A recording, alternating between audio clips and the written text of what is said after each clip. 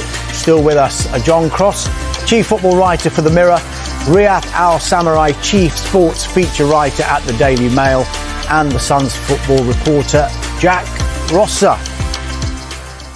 Right, let's talk Arsenal then. Top of the Premier League, 3 goals conceded in all competitions, John. And Gabriel Martinelli dreaming not of 1, not of 2, not of 3, but a potential quadruple. You spoke to him earlier on in the week. What did he have to say? Well, not just that, but also saying a lot of this squad is dreaming about the World Cup as if it's a great incentive, obviously, for performance levels and why they need to keep on winning. But yeah, he was saying that they very much believe that they're in for the biggest prizes. They've got the squad to deal with it this year. What I really like about Martinelli is that undoubtedly he is a player that's been under pressure. There's been a lot of doubts over perhaps his future, whether he's a starter or not. He's been in and out of the team, but whenever he's come on as a substitute, he's made an impact. I'm thinking of Bilbao and then also Manchester City. The other night, I thought he was exceptional in that game against Atletico Madrid. And here's one for you. Where does that rank in 45 minutes of football under Mikel Arteta? I think it's very difficult to always kind of compare and contrast because the opponents are different. It's not your classic Atletico team, but I still think it's right up there. 4 goals in, 13 minutes, 14 minutes, absolutely sensational. But it was the way they put their kind of foot to the floor in that second half. I thought they were absolutely fantastic. I do think they are playing well. They're playing well with energy, flair, and dare I say it, set pieces. Arteta gets very defensive. We were both at Arteta's press conference on Friday, weren't we? And he does get rather almost affronted, offended when people ask him too much about set pieces. I can understand why, because sometimes they do play good football in open play and they score spectacular goals from open play. But I don't actually understand why he gets a little bit hurt, should we say, about that sort of kind of, dare I say, sort of almost backhanded compliment, because they're the best in the business. At corners, a lot of people are doing better than them at throw-ins, but I tell you what, when it comes to free kicks, no one's better. And why wouldn't you champion that? Why wouldn't you use that as a weapon in the armoury? It's got all the makings of a spectacular season for Arsenal. I think it's worth noting as well, you know, how many leaders they've got on the pitch, how many kind of strong personalities. You know, Odegaard's out. Last season, that would have been a disaster. Now you've got Saka wearing the armband. I love Saka. I think he should be kind of captain for club and country in his career.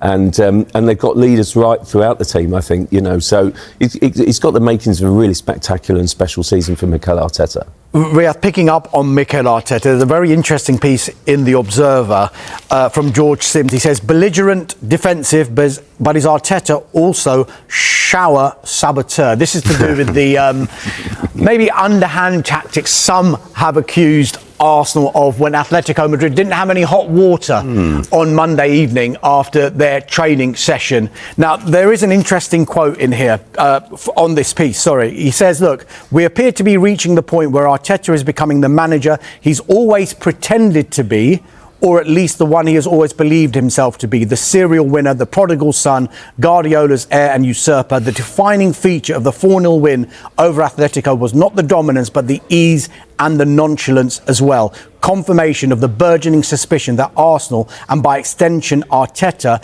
now belong reasonably among Europe's elite. I remember John was at the press conference before the Atletico game, and one of the questions you did ask him was about Diego Simeone's last visit to England when he had that altercation with a fan. And Arteta said, look, I sympathise with him because it's very, very difficult to keep your emotions in check. But he's actually said, I'm working on becoming a lot more calmer. Is it working? No. No, it's like that's a madness as a proposition. He's a lunatic on the sideline. And he's fantastic for it. I just want to dwell a little bit on the shower thing as well, because I know there's the suspicion and then there's the official version that no, this was accident, both showers, cold water went off for everyone. No. I've got no information left or right on this, but I love the idea that Mikel Arteta is somehow channeling John Beck, and he's resorting to all of the filthy tricks in the book, and I can actually well imagine it as well. I think he's fantastic, Arteta, and beyond the team and the squad that he's built there, and how it might be coming to a head this season. It's just even as that character, that personality basis for the Premier League. It's great when you have someone who fans are divided down the middle, where you think this man's a genius moving in the right direction, or you absolutely despise him. It's always something quite nice when you have polarising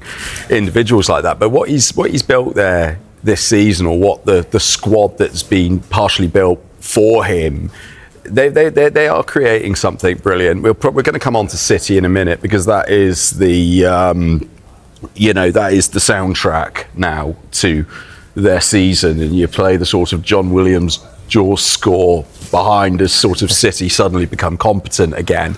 And with Arsenal, it's again going to what sort of Cross was saying a moment ago. I love that somehow set pieces have become a dirty word, as if this isn't one of those skills that has endured throughout the history of football and has always been incredibly important, and they've mastered something. That's brilliant. But it's sort of to try and minimise Arsenal to a team reliant on Declan Rice or Saka set pieces is utter garbage, because they play the most beautiful football, and we'd seen it prior to the Atletico win in midweek. I was over at the Fulham game the Saturday before, and what impresses me most about this Arsenal team is the different ways of being able to get to the same outcome. So we've seen them play teams off the pitch. You look at the talent in that squad, whether it's Saka, Odegaard when he's fit, Calafiori, fantastic defence, Declan Rice. They can beat teams with art. But that Fulham game was actually pretty ugly. They had to dig in. They had to ride out a little bit. They didn't face many what we would consider to be proper chances, but they spent a huge amount of that game on the back foot, and they still found a way of doing it when they didn't have their best stuff. And that's another dimension that they've been able to add this season. So I think we're seeing a far more complete Arsenal. Obviously that goes hand in hand with the fact that they've got the deepest squad in the league now this season. I think we're in this period now. Prior to the Fulham game, it was 7 games in 3 weeks. It's now down to 5. But the fact that they're able to move through this congested period of the season, winning each week, I think that's huge. I think it's going to be it's an interesting game today against Palace. We've seen what they've done this season. That's not going to be easy, but these are precisely the kind of games which we would have looked at last season, like we did with West Ham and Fulham last season, and say this is going to be possibly where wheels come off. And now we're looking at it thinking it would be a surprise if it did. We're joined by Arsenal fan Jamie Kent. Right, Jamie, first question. Are you the best team in Europe right now? Yeah, why not? Let's go for it. Why not? I say let's be confident. Look, we're good, aren't we? We're a really good side. Defensively, we're brilliant. We're good going forwards. But those sort of games, Bayern in a few weeks, we're entering a new year, those are the tests. I'm looking forward to them. But right now, you'd be hard to say we're not one of, at least. Have you got any excuse right now for not winning the Premier League? Is there anything you can think of that's going to stop you doing it? No excuses anymore. We've spent what we've spent. We've got the players, we've got the squad.